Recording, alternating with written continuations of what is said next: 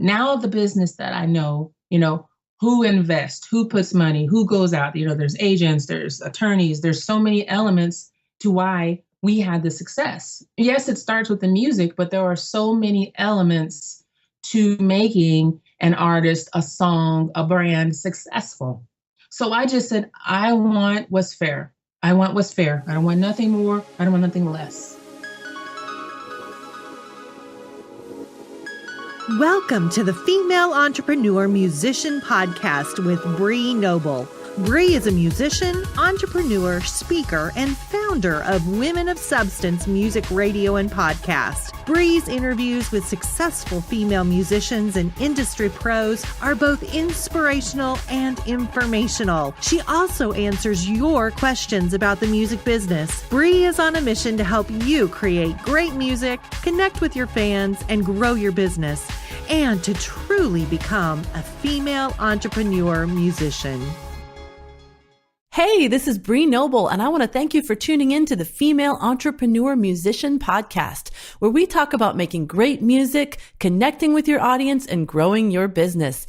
And I am excited to say that this is our 1-year anniversary. This podcast has been around since beginning of April 2015, and I have been loving every minute of all these interviews and special shows that I've been doing. This is our 45th episode. So we did one episode every week for most of 2015, and then we switched to an every other week format to make sure that we really get quality content every other week to you guys. So I hope you've been enjoying all these episodes. If you have missed any of the great shows, we've interviewed so many talented artists with such great advice. Just go to FEMmusician.com. That's FEMmusician.com. And you can look at all the different episodes we have, all 45 of them. Whatever niche you're in, if you're just a songwriter, if you're a singer-songwriter, if you perform and tour, if you don't perform, you just record, there's somebody in there that's going to resonate with you, and you're going to find some really quality advice and inspiration from our interviews. So go check those out at FEMmusician.com. And I'm excited to bring you our episode number 45 with an artist that may seem familiar to you once you hear her story. So I'm going to tell you a little bit about Tina Harris. Remember the song Everything's Gonna Be Alright by the group Sweetbox? Lead singer and songwriter Tina Harris has been in total obscurity since the release of that huge international hit. In what is now a classic 90s music industry horror story, she signed a contract all in German and truly signed her life and her music away to the record label. After finding worldwide success, Tina tried to renegotiate the deal. They dumped her, replaced her, and kept her from making new music for almost a decade. Until now, Tina is back on the scene with a new album on Archer Records called Free to Love, and she's telling the entire story of Sweetbox for the first time. So here is my interview with Tina Harris. So that's a little bit about Tina Harris. So Tina, is there anything about you that's not in your bio that you think our listeners need to know about you? Let's see, that I think they need to know. Or maybe that they really want to know about you, that, inquiring minds. I guess I would just have to say that I'm not a good cook. And I'm actually pretty shy. When you first meet me, I guess that alter ego of the performer and then the individual as a, just as a person. And I'm very shy. But once you get to know me, it's a whole... Watch out, right? Yes. Yeah, I see that a lot. A lot of times we have this alter stage ego, but then, when we're off stage, we're not that super outgoing person. I think it's pretty common actually with artists. Yeah. So how did you get into music? Oh, man. Let's see. I guess we can take it all the way back to family life. Our house was full of music and dancing. And, my mom and dad, they sang in church. My mom sang as I grew up in Germany. So my mother often performed at the military clubs. And so growing up with the influences of music and dancing, I think that really started it all. We danced for our cousin, Turbo B, who was part of Snap, and we went on tour with him. My sisters and I, we always went to the club together and danced and got in competitions. And, we kind of became the Harris girls. Uh-oh, the Harris girls are in the competition and we know we're going to lose. And so, yeah, that's the true start, I guess, of the music business, because to me, it's so many dynamics. It's dancing, it's a look, it's a song, it's being able to write, it's being able to engage people. So I guess the true essence of our start is definitely through the home life. I didn't realize that did you say you toured with Snap? Yes. Wow. Well, that's certainly a start. Yes, it's a big start. Actually, my sister Angel and I were in college at the time, and our cousin Deron Butler, better known as Triple B from Snap, he was the rapper. He was stationed in Germany at the time, and he had done some rapping on a track through some German producers. And at the time, they were having some opportunities with the original singer of the song, I Got the Power. And they were asking Triple, well, do you have any friends or family members that are in Germany that can sing and dance? And he was like, yeah, I have some cousins here. And my sister Jackie, we all sang, but that wasn't really our goal in life to sing, because we loved dancing so much. But we could all sing. And so he gave Jackie a call. I guess the rest is history. She was pulled to London to shoot a video for I Got the Power. Again, she doesn't do the original vocals, but for all the touring and everything, she did all the vocals.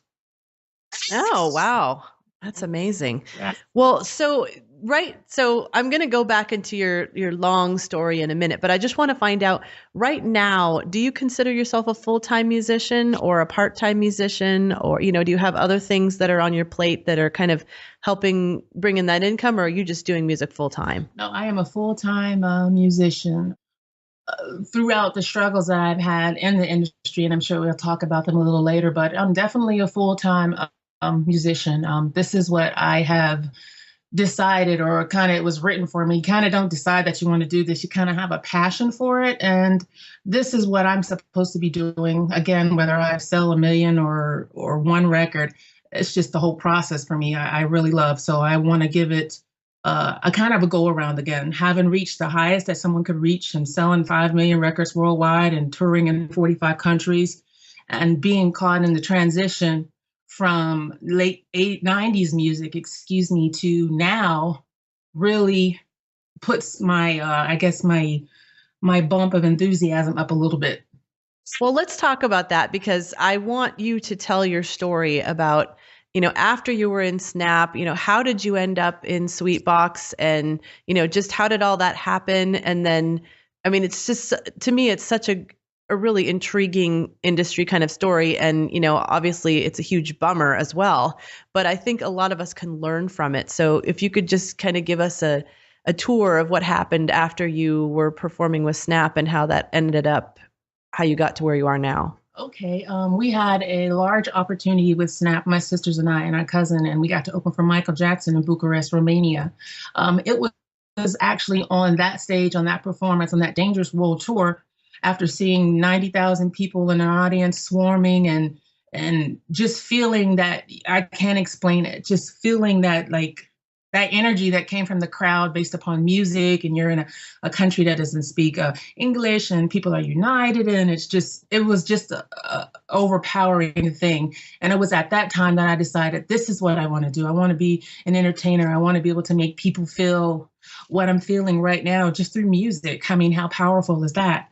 So after touring with Snap, we were on the road for about 9 months. After that, my sisters and I started a girls group. And after Snap, what we realized is that fans really make us who we are, because they're purchasing records, they're at the airport when we come, they're buying magazines, they're liking us on social media. Well, that's social media back then in that sense. And so we decided to name our group BOY, which stands for Because of You, because the fans make us who we are and we appreciate you. I know it sounds cliche, but this is what we really figured out in our young age in the music industry, that the people made you really who you are. And so after Snap, we released a couple of singles together, my sisters and I, and then my sisters decided, long story less long, decided that they didn't want to do music anymore. And they were like, you should do it. You've written all the raps and all the songs. You make all the dance routines. You seem to be very passionate about it. We support you in everything that you want to do. So after we had created somewhat of a buzz, Harris Girls, they got records out, and a lot of people thought we were TLC at the time because they really hadn't gotten large in Europe. So, we were wearing funny costumes and stuff, but kind of like then, like the Flintstones hats, and I have lots of pictures with that kind of stuff. It's funny. Oh my gosh. When you look back. So long story again, less long. A producer had heard about us, just through word of mouth, that there's a young lady who sings and she raps and she writes. And the Sweetbox producers contacted me through another producer that I was working and asked if I wanted to come to the studio. At the time, they had a male artist and they were just looking, he was a singer, Christopher D. Taylor, and they were just looking for a female to come in and maybe do a little bit of rap and backing vocals on his track. So I went to the studio, met the producers, and at the time, again, I was just going to do additional vocals and stuff like that. And we ended up making 2 songs that day in the studio because the original singer actually didn't show up for the session. So he was like, you want to just make some music? And I said, sure. So I wrote some stuff in the studio and, we did a few things. And that began, I guess, my introduction to the production team, as well as the producer, Gio, who produced the Sweetbox album that I was a part of. That's how I initially met the Sweetbox producers. Now you have to educate me a little bit because I was really out of it in late 90s music, and I'm not even sure. So how big was Sweetbox in the United States? Because I actually did not know the song until I looked it up when I got your information. Okay. I never want to seem like I'm, first of all, like bragging or anything like that, but these are just facts. And you asked the question. I did ask. And you're only as good as your last hit. And I know that music transcends time a little bit. So Sweetbox was very large once I joined the project. Previously, they had a couple of singles with other artists. When they asked me to join the project at the time, they hadn't had any singles like in 2 or 3 years. Sweetbox was released in 45 countries. It sold over 5 million albums worldwide. It was platinum in France, gold in Spain, Portugal, all these different territories. I won the Gold Disc Award for Artist of the Year and Song of the Year in Japan. The album was 4 times platinum in Japan. In the United States, we were privileged to have toured with NSYNC and Britney on a North American tour, as well as, I guess, before branding was, sponsored by an artist, the song Everything Is Gonna Be All Right was used in the Lancome commercial for the perfume OE. And when we came to the United States to tour, we were doing all of the Macy's stores where if you bought the perfume, you got the CD, and if you bought the CD, you got the perfume. And I performed across North America inside those stores. It was a 33 country spanned marketing campaign for Everything Is Gonna Be All Right with the perfume OE. Sweetbox did chart in the billboards, in the top 40 billboards with the song Everything's Gonna Be All Right. So it was a pretty big deal being a production company from Germany who kind of transcended all of these border-breaking countries, with a classical theme song and an American artist from German producers. And that was the start of it. Later on down the line,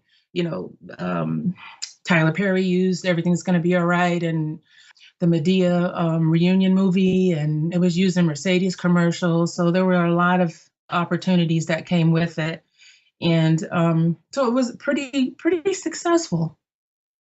Oh, thank you for educating me. I wasn't familiar with what had been going on with the song in the US for whatever reason. Obviously I know Britney and NSYNC, and that's amazing that you got to tour with them.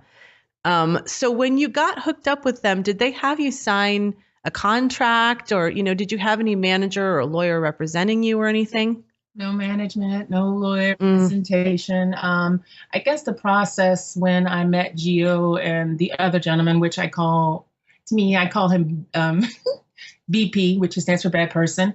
I would not like to have the opportunity of saying his name because, it would only bring, anyway. So, Right. yes, I signed a contract. I was young. I thought we were friends. I thought it was cool. And they were like, this is, we have to do this because, you getting ready to go on tour. You about to do all these videos. And, as an artist, you're thinking, they were like, oh, it's good. It's good. It's good. And I'm like, I'm trusting, very trusting. I'm very excited.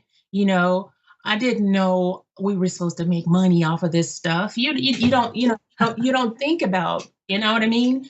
You don't think about that. You're like, wow, I wrote something, people like it. And it was just so overwhelming and so fast.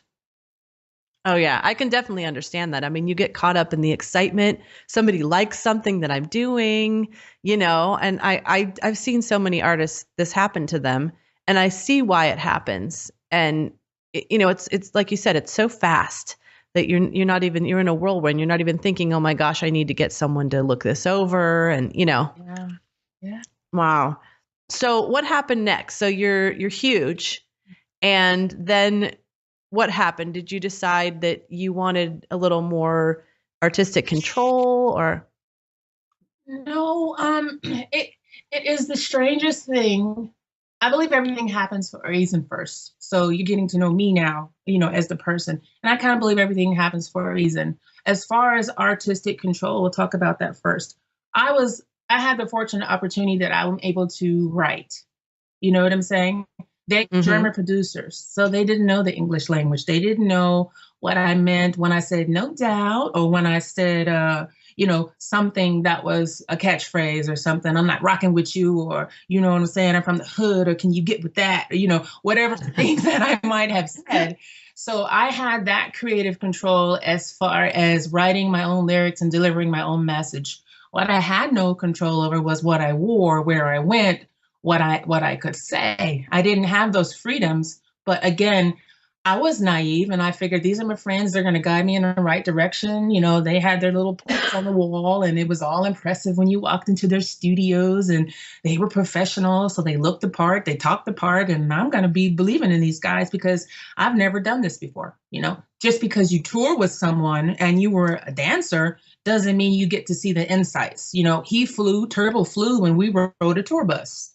Showed up to dance. We got our sizes for our clothes. We got our makeup. We were told to be here at a certain time. We were told this is going to be on TV. This is open air. And we had fun. Boy, did we have fun. All the countries we went to. So you didn't get an insight sitting next to the artist, maybe when he was fighting about how much do I get paid for this gig, or why am I not getting per diem for this, and why is this going to be not broadcasted, and all of these things like that. So we didn't have that opportunity to learn that side from Turbo. So having creative as far as writing, but not as far as how Sweetbox was delivered, was not given to me as an opportunity. So while on tour in the United States, of course, I know now the beast that the United States is, being so naive, and that's not a bad thing, how beastly in the sense of go-getters, hustlers, grinders in the United States. Obviously, it's in Europe because I got hustled. You know what I'm saying? Mm-hmm. But when people started seeing how much success this was, she raps, she sings, she's cute. You know what I'm saying? She's a star in the making. Lawyers started coming to me, all the vultures and people in the industry started coming to me. And I had met this lady named Sherry in Germany when my sisters and I were in a girls group, and we opened for like R. Kelly and Gerald Levert in Germany. And she said, if you're ever in the States, give me a call. At the time, she was working for LaFace Records, which I didn't know exactly who that was then. They're for Usher or Tony Braxton and all these things. And she became a good friend, and we talk on the phone and things like that.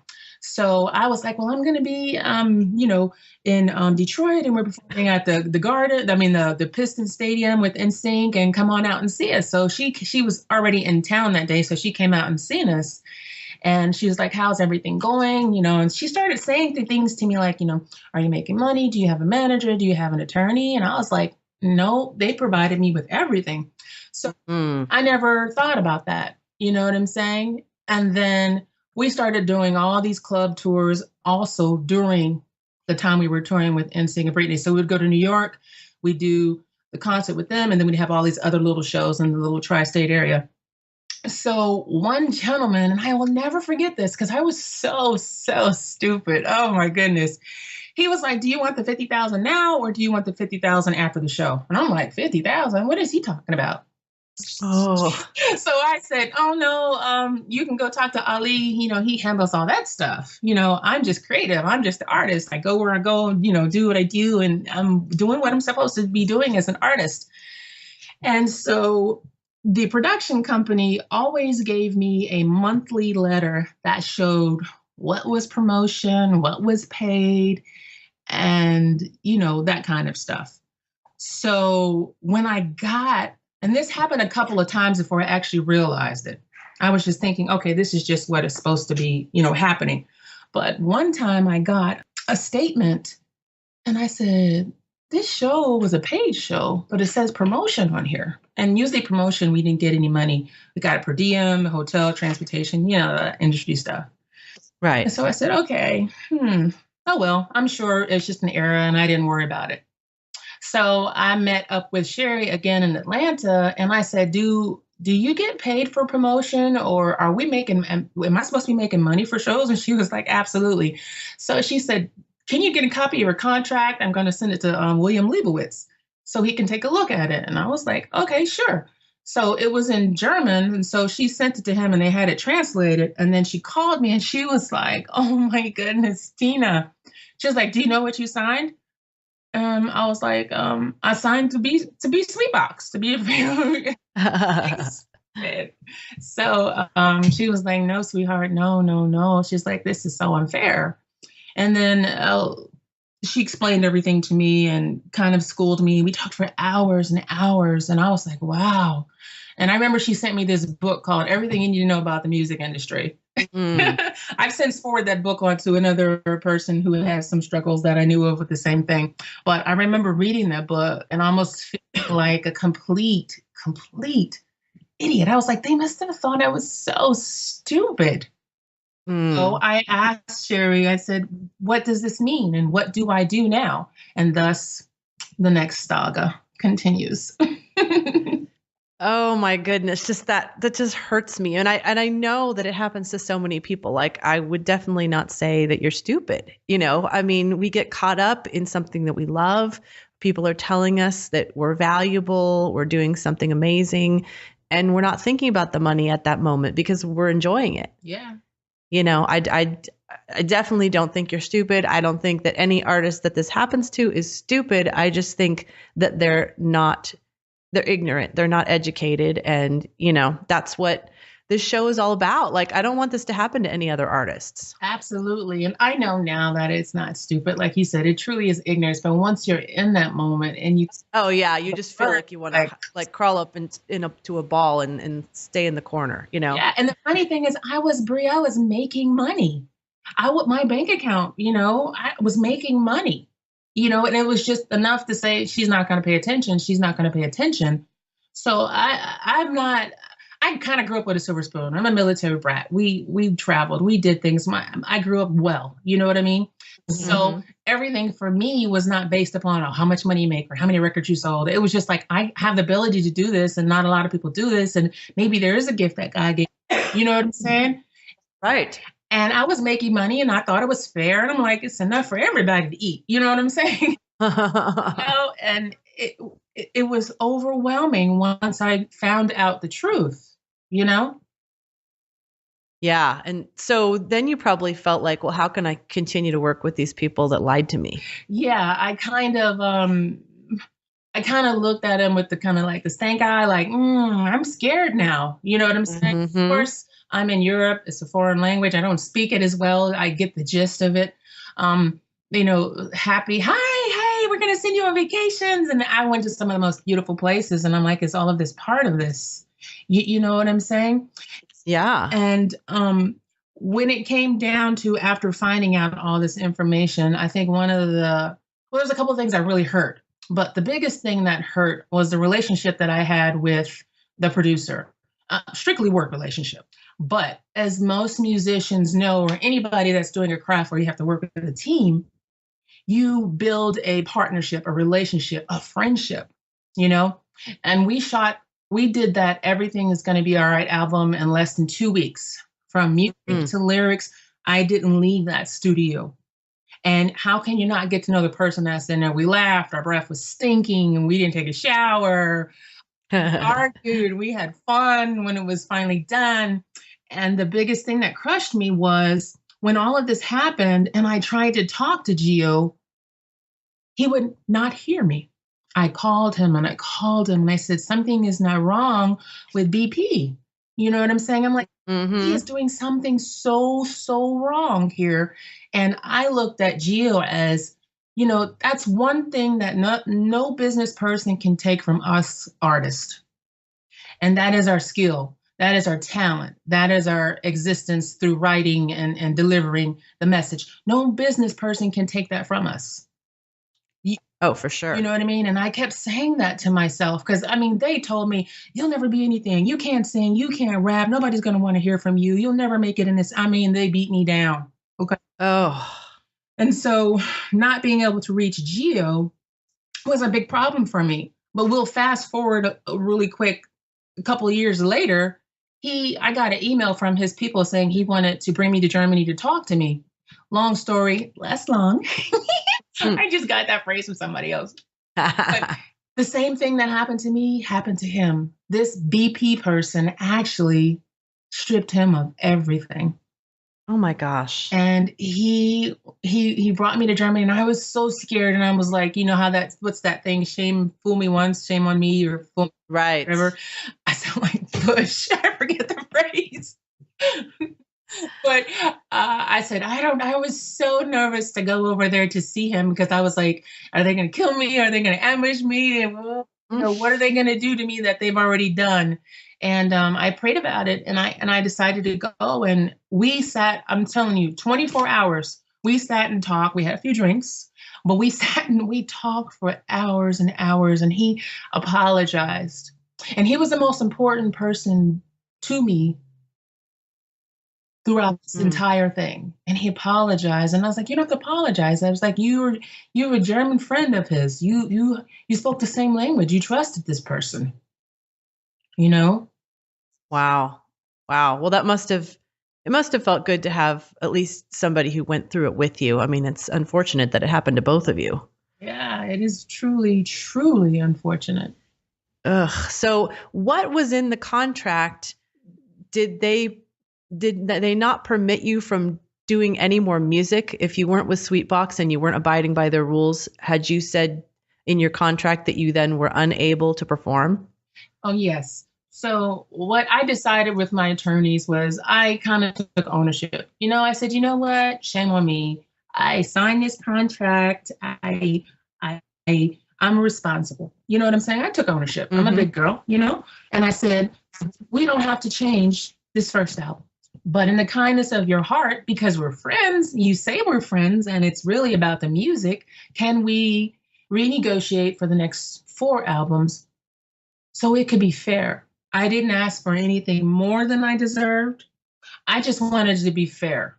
And when you say to yourself in the industry, well, what's fair? How do you define fair? Now the business that I know, you know, who invests, who puts money, who goes out, you know, there's agents, there's attorneys, there's so many elements to why we had the success. Yes, it starts with the music, but there are so many elements to making an artist, a song, a brand successful. So I just said, I want what's fair. I want what's fair. I don't want nothing more. I don't want nothing less. And they just, no. You can leave. We can fire you. You can quit. You'll never be able to record again. And I'm like, I'll never be able to record again. They didn't quite sit in with me. Like, you can't, I can record at home. Now, this might stop it from getting to the world. And I just felt so trapped. And I thought to myself, oh my God, how arrogant. What are they hiding? It's discreet. I couldn't figure it out. I'm like, well, who is these people? They're not who I met. They're not who I know. You know what I'm saying? Yeah. And He was like, well, you can take that. You got 4 more albums to do. We expect you to come into the studio next week and record these albums because we know that you want to be here and this is all you got. And I was like, oh my God. I was like, okay, I'll see you guys next week. So they didn't see me next week. I had my attorney send a letter that said basically she will no longer be Sweetbox at this time. And we thank you for, just a typical political attorney, letters. And they sent the nastiest letter back to my attorney. She can't record for 8 years. Everything she records, we will get paid off of. She will never make another dime in this industry. Oh, so it said in there that you couldn't record for 8 years? Yep. Okay. Yep. But after that, then you could? Then after that, I could, which brings me to now. Yes. Oh, thank goodness. I mean, so what year did that happen? That happened. Oh my God. Where are we at now? We're in 2016. 8. So I think it was 8. I think it was 2000. Shoot, I can't even get it right. I think it was 2008 with the option year after that. So I had to wait another year actually. Oh. Yes. Yeah, you're so those old bones. Oh my God. Yeah. Yeah. So during that time, what did you do since you couldn't record? Could you perform? No, I didn't. No. I have the right now because my attorneys fought for me to be able to perform the songs that I wrote. So that's a whole nother story. I guess the only sweet outcome is that because I wrote and the publishing was correct, that's how I'm able to survive, so to speak.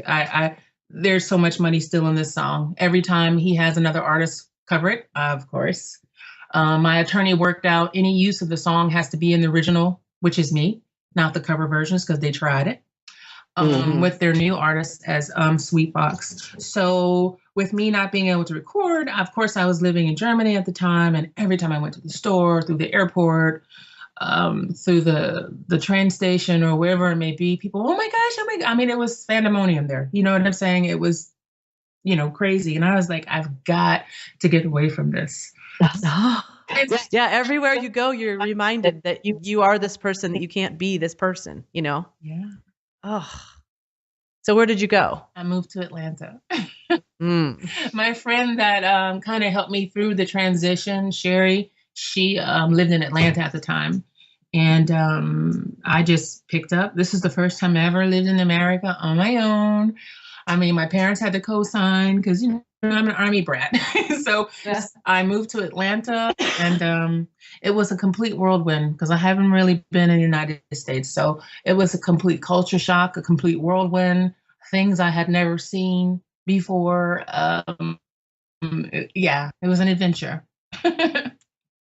Wow. So you are able to then get all the money from the songs that you wrote because of publishing. That's fantastic. At least they didn't screw you out of that. Yes.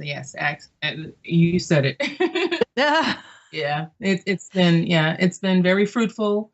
And like I said, they can't take that from us. Take everything you want, the fame, the money, you know what I'm saying? The status. Mm-hmm. Yeah, but you can't take writing. So all this 8 years when you couldn't perform and you couldn't record, did you have all these songs inside you that you were wanting to write, and were you writing them? Oh, yes. I have so many songs as you can't even imagine. I continue to write. I have a home studio, but I have to confess, when I moved to Atlanta, the first 2 years, I partied like it was nobody's business. I was like, I'm in America. I had the best time because remember, I have been touring for 3 years. Going from Russia to Japan to Sweden, Norway to Denmark, you know what I'm saying? Korea to, I had traveled out of a suitcase, and all of these beautiful places that I had been, I never had the chance to see, and let alone did I know anything about the United States, because it was, you're here, you're talking here, you got this in this building, you're going to Canada, you're performing here. So I just lived for those first 2 years.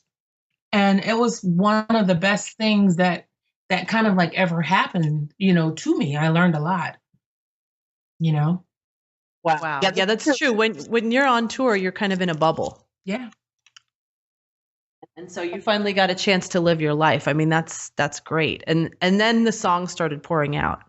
Yeah. Oh, no, trust me. The songs started pouring out in Germany. I have so many, I would say that I don't think hate I don't like hate because I am really about love. That's why Free to Love is my title. And everything that people reach me by is love Tina Harris, love Tina Harris. You know, music equals love. But I have some songs that are so evil that will never see the light of day because I'm a writer. So I was able to write these things inside me I didn't know I had.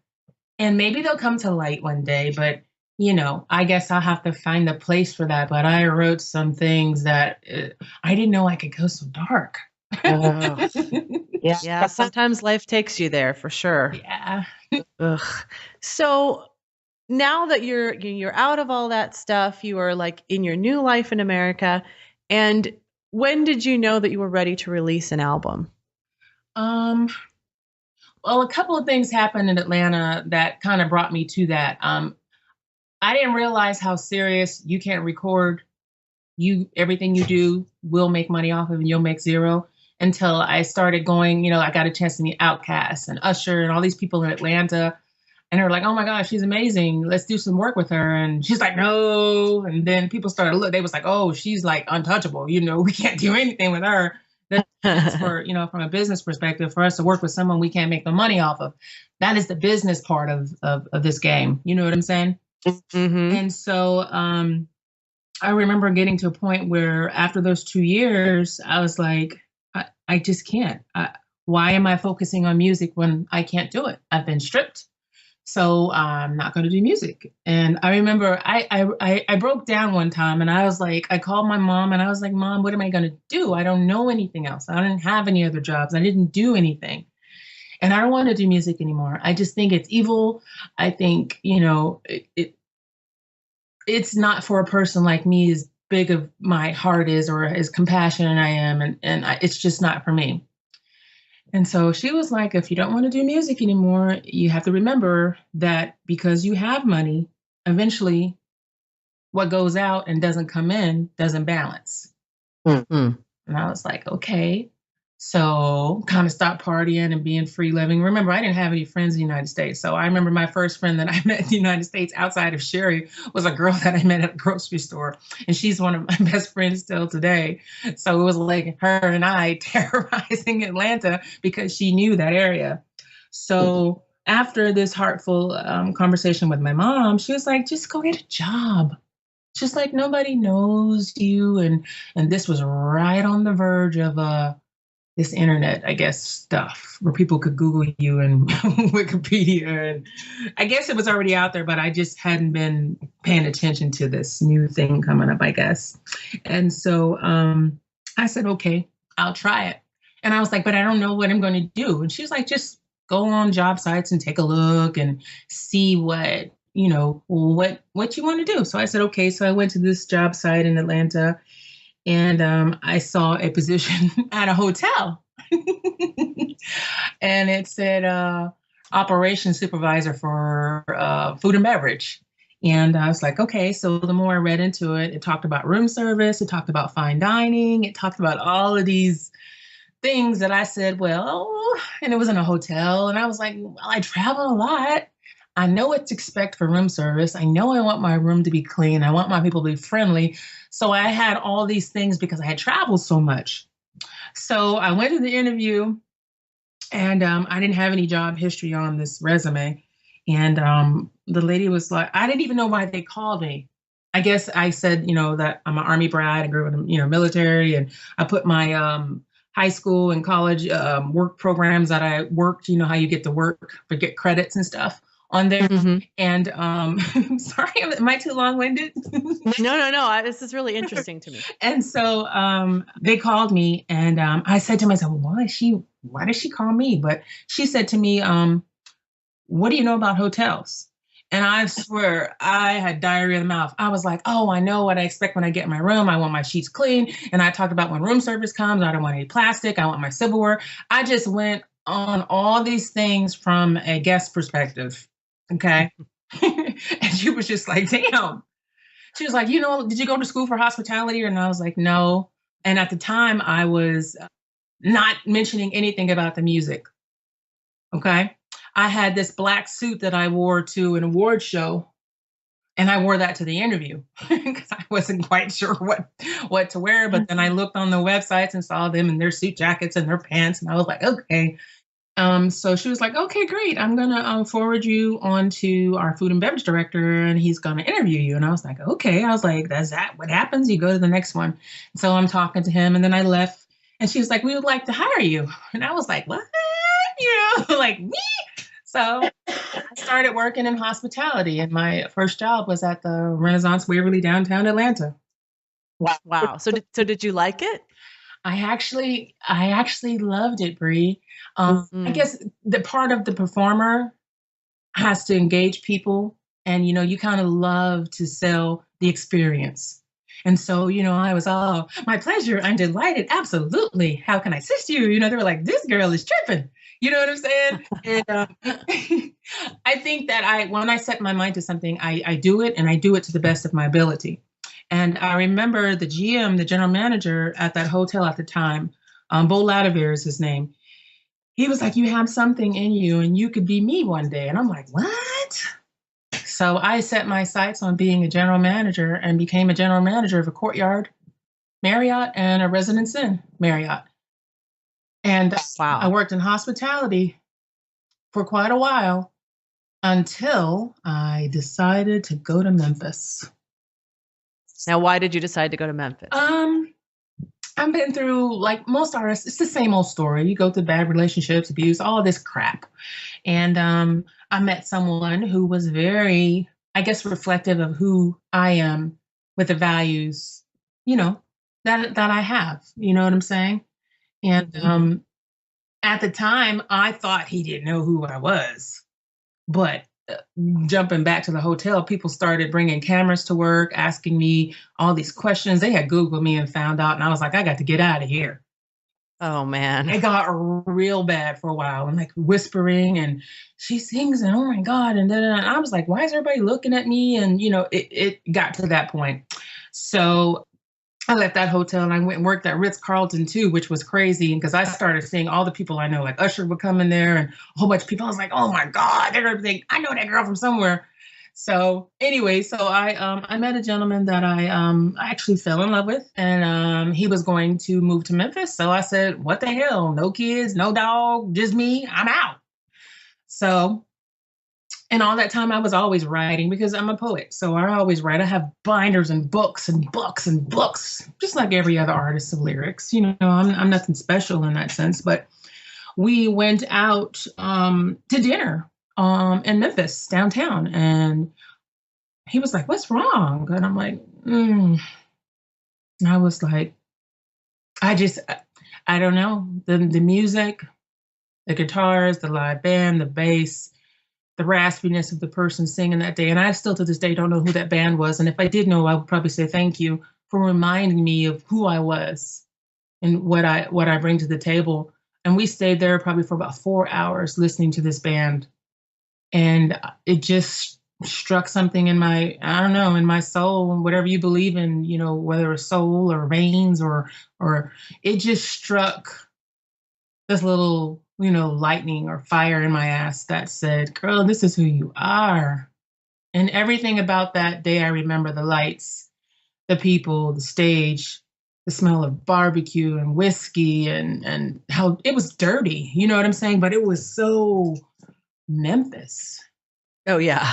It was beautiful. I'll never forget that.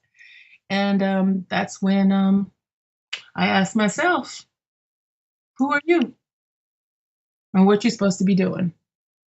And it started back from there. And when was that? That was, I think it was 2010. Oh, so how long did it take you to make your album then? Was it from then until, when did you release it? 2015? Or 2016? It didn't, no, I didn't write the album. Some of the songs I had ideals of them, but that was not when I met Ward. After that night, I just pulled out all my platinum plaques. I've opened my studio back up because I hadn't unpacked it. I left it in because I was figuring it's the past. I don't need to see it. But the room that I have has the plaques, all the CDs, all the memorabilia, all the awards. and then my studio. And so I said, let me pull some of this stuff out. This is who I am. I need to see it to be able to live it again. And I just started writing again. I started focusing on craft, and I was trying to decide if I wanted to rap or sing. You know what I mean? Because I do both. That's a unique thing. I mean, there's a lot of people that rap and sing, but they're not always believable. You know what I'm saying? Right. I had to figure out what I wanted to do. I knew who I was musically, but I had to figure out, do I want to rap or sing? And I had done a lot of research online, what rappers look like now and what's the longevity and what singers look like now and where do I fit in the market, all the business things that I didn't know from the past. And so it was about 2 years of that process because I had to really make sure, and I would go to Bill Street and listen to music, and I would look online and I would learn this social media thing and learn what it would take for me to get back, having been in the transition of where music is now from when it was in 1998 to now, 97, to now. It is a big transition. Not a lot of artists had the opportunity to straddle both sides. You know what I'm saying? Right. Artists that are 15 and years old now only know this social media stratosphere of what entertainment looks like. And I can become famous if I get 1 million hits, saying, or I get, 50 million followers. But the few artists that have straddled that fence of the footwork that it takes, you got to be out there in front of the people, old magazine interviews where, you know what I'm saying? It had to go in print first and you had to wait to see it. And you had to actually get out there in the road and physically do things to up your brand versus now you can put a whole website on, send it out, blast people, show a boob shot or ass shot, and ooh, you got 1 million likes. You know what I mean? That's so true. That is, it's a very different world. Yeah. So once you decided you were coming back to music, did you decide to build a completely different brand, or did you decide to kind of try to bring people in from the past and bring them up to date to where you are now? That's a great question because at the time I wasn't sure, and I won't make this long-winded, I promise. I was unsure of how I was going to do that, which brings me to how I met Ward Archer. So I remembered in Atlanta, every time I went around people, it was always multi-platinum artists, multi-platinum international artists. And a lot of people in Atlanta hadn't been overseas. You got local artists that are completely famous in the United States, but have never, that's their dream to go to Europe and do the things that I've done. You know what I mean? And I said to myself, I'm living here, so I've got to become successful here. And do I talk about my past, or do people think I'm a diva? Do I live off the past, or do I try to create new fans? So I remember I said, let me see what's in Memphis for record labels and, things like that. And I was going to put my own money into it, but someone said, no, that's not completely smart. So I said, okay, let me see what labels are here in Memphis. So I looked up and I saw Archer Records. Now, what really, I guess, intrigued me about Archer Records was that there was no one like me on their label. And in this industry, you can get caught up in a label that has 10 of you. And what do you bring different to the game? Are you skinnier? Is your butt bigger? Do you write your own lyrics? Someone writing for you? Are you sleeping with someone? You know what I mean? All those elements. Mm-hmm. So I said to myself, I'm a real musician. I don't have time for that. It's like an athlete. There's a time to retire in a sport if you're a football player or a basketball player, but musicians, you can sing well into your 50s and 60s and 70s, and music is timeless. So, oh yeah. So I was kind of like, I want to go somewhere where I would be a priority. Now, even if it took me 2 years to break myself again, at least I know that there's going to be people behind me, and it's not an empire that I have to keep my stank eye open. You know what I'm saying? Yeah. It's like, are you going to rock with me and we're going to do this together as a team and the pie is split evenly? I don't want no more than what I deserve. That's just my whole thing. And so I sent, on my little Mac, I went in GarageBand and created these 3 songs. And I sent them to Ward. And I used my middle name, Tina Renee, as the artist's name. No history, no everything that I've done. And I was like, I'm just an artist, I moved from Atlanta to Memphis. I love to sing, saw your site, saw the things that you're doing. Didn't see you have one of me. Here's these songs. If you're interested, give me a call. Real friendly, real nice and sweet. So the next day he actually emailed me back and says, wow, I love your voice. Did you write this? And I'm like, absolutely. He was like, this is great. And then he was like, when you have a chance, let's chat. So I said, okay. He's asked me if I had a website, and I was like, yeah, tinarenee.com. Right? I hadn't thought that far. And mind you, completely, this does not make me, I'm not a big component of lying, but I was just afraid that people would turn me down because of the past success, thinking. No, I totally understand that. Okay. And so he said, okay, cool. I'm going to check you out. And I was like, oh my gosh, I couldn't create one because it was already taken. And in those music that I sent him a picture of myself. And so the next day he called me and he was like, hey, he was like, well, the music is different on your site and your picture looks a little bit different. Which one do you look like now? And is this old picture? And so I was like, oh, damn, I'm busted. And I said, I haven't completely told you the truth. I would love to meet you in person if you have the time. And I know he was probably like, oh, crap, what? You know what I'm saying? And so I met with Ward in person and I said, my middle name is Renee. So Tina Renee, that is my name.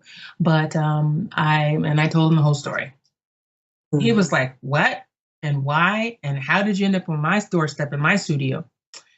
And so we spent a lot of time talking. And then he was like, I'm not quite sure what to do with an artist like you. And I don't know where you fit at on my label. And I asked him, I was like, well, what is it that you don't see in me now that you saw when I sent you those raw demos? He was like, you're a freaking superstar. And I was like, I'm not a superstar. I have a past that I can't walk away from that only shows that I'm capable, that I have a talent. You know what I'm saying? And he was like, okay. And so we just continued talking. And this was like end of 2013. And we kept talking. And then we just kind of decided to work. And he was like, what kind of producers do you like to work with? And I was like, I like to work with producers that allow the artist to have creativity in the music. I need someone that plays all instruments. I need someone that's not going to just make a beat on a computer. I need someone that I can sing to and play my chords to, and we can jam and feel it. I'm not and I'm not saying anything against people that make their own beats off a GarageBand or a beat machine or sample, because I've been there, I've done that. But this is the part of Memphis that I fell in love with, the live instrumentation, the sound. You know, there's certain sounds you can't get in a studio, even though the quality now when you record and you get samples is great, but there's just something you can't get from the live sound of instruments. And so we went through a couple of producers, you know, and a lot of them were like, well, how much money you got? And I remember this one producer, I won't say his name because I understand people have their own agenda. But remember, I'm coming from a place where the first words are money. And I know it's a business, so don't get that misinterpreted. But that is the worst thing you can say to someone like me. Because you can't produce a masterpiece if you don't have the passion to make the music, because the money part will come. And he was like, well, how much you got for this project? And I was like, you know what? We were just looking for people that want to be here. And you're not the right producer for me. And he looked at me like, excuse my language, bitch, please. And I'm like, he really did. He looked at me like, pfft. And I was like, you know what? I appreciate your talent, your history, all the success that you have had. But I'm looking for people on the same wavelength that I have. And this is something that I believed in, you know, from everything that I've been through. I believed that I had to look for people that reflected the same passion, direction, vision, blueprint, however you want to call it, that I had. And that's when I found Carrie. Carrie was just like, let's do this. He got the money he wanted. I got the producer I wanted. And it was a perfect world. And the one thing that I can say that I dislike about this industry is that it should, I know you have to make money, right? From a business owner perspective, but that should not be the first conversation when you're dealing with an artist. That's just my personal opinion, because you have to have a connection. You know what I'm saying? I think that's very true. You have to have a connection with your producer, or you won't be able to produce the art that should be produced. Yeah. It becomes, no, I wrote this. No, I wrote that. No, I wrote that. No, I wrote this. And you said, man. All right. I put that line in there. So I need credit on this song. Yeah, I know. Yeah. Wow. Well, your story to me is so inspiring, because you came back from, you didn't let it get you completely down. Like you took a break, which was good. I think you needed that. And then when you came back, you came into your own as an artist, which you really weren't in the beginning. You know, you weren't allowed to be your own complete creative self. And I think that's really exciting. I think that it's a great lesson for the listeners that you do need to be in touch with your creative self and not just worried about, you know, you've got this great situation, you think, and they're just going to take care of you. Because I see so many artists, they're like, oh, I have a label now, they're going to take care of me, or I have a manager, they're going to take care of me. And that's the worst thing you can say, because then you're not in touch with yourself creatively, you're not in touch with what you need as an artist. And, you know, obviously you've come full circle and you're there. Yeah. And you know what? I get often asked this question in interviews, but I wouldn't change anything, B. I wouldn't change anything because I wouldn't be who I am right now. And I know they say, oh, who wants to go through struggle? But don't you have to go through the struggle to show change and success? Whatever you define success as. And it's not always a dollar amount for me. That's awesome. So what advice would you have to give to people that are starting out independent wise, you know, from what you've learned? Like, what would you be your big piece of advice, or one of the major pieces of advice that you'd want to give them? I think practicing personal accountability to everything in work and life. I think if you're not accountable for what you represent, or if it's just to be part of the trend, or if it's just to be like another artist, then I think you've lost, you know, the question behind the question. You know what I'm saying? Mm-hmm. Yes. Yeah, no, that's really good, because when you started out, you were under the thumb of a producer and you weren't your own artist, really. I mean, you got to do a lot of creative stuff, which was great. But when it came down to it, like you said, you were not in charge of what you wore, where you performed, you know, all of that. Yeah. And that is, you know, that's a big part of it. It's not just, it is a lot about the music, but it needs to be about you, you know, you as a brand, like if they're making you wear things that you would not wear, is not comfortable for you, then you're not going to be comfortable doing your art. Yeah. I excuse me. It takes me back to the I'll Die For You cover. I mean, that when I look at that cover, I completely hated it.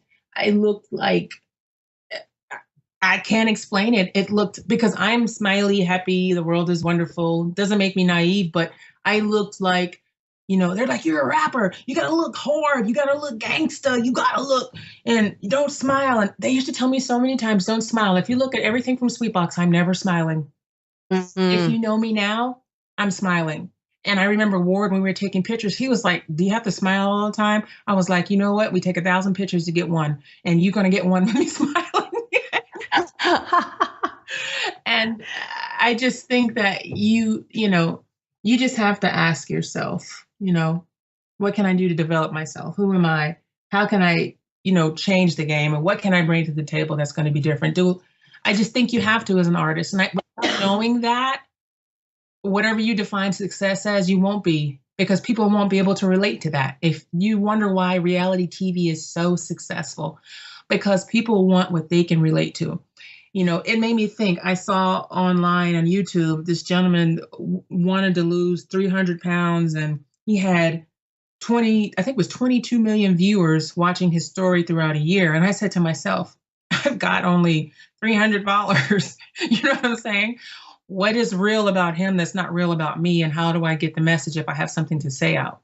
And that's a challenge every day in this industry, because you almost have to be naked and post a naked picture for it to get a lot of likes, or do something controversial to get people to recognize you. And once they recognize you, like they say, no bad press is good press, then you're either known for that thing and it's out there and they forget about the music. So it's like you have to know exactly what lane you want to be in. Yeah, I agree. I mean, so many people, I mean, pardon my expression, but they whore themselves out to get the recognition. And then they think, well, once I have that, then I can do my artistic stuff. Yeah.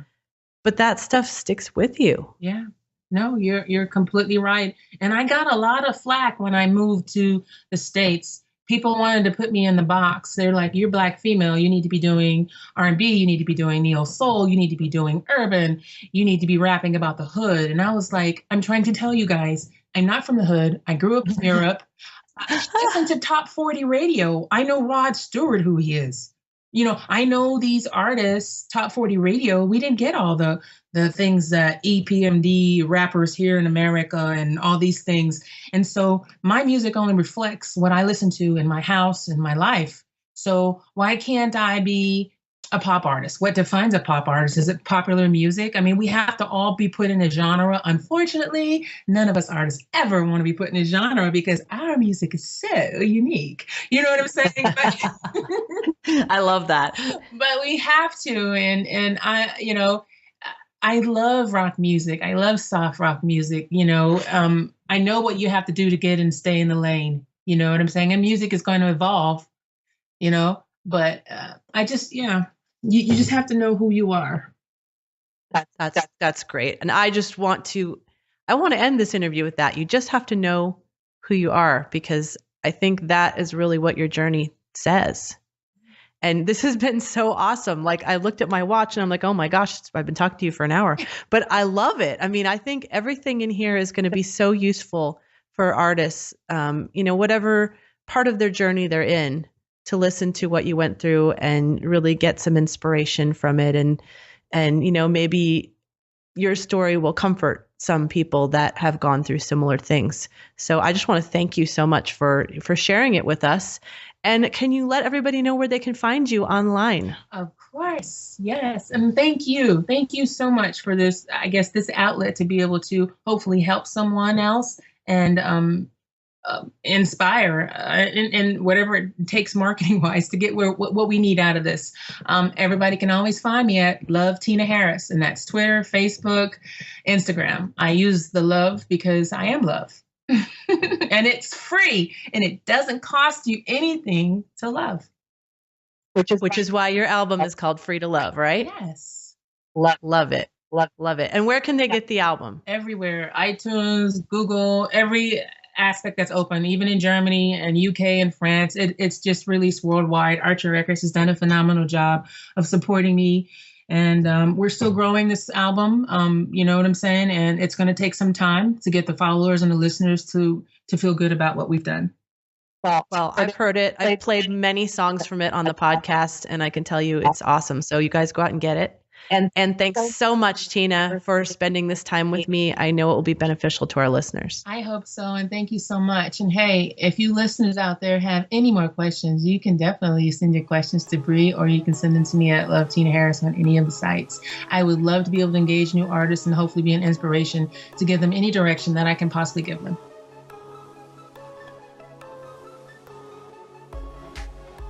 Now go out and make great music, connect with your fans, and grow your business.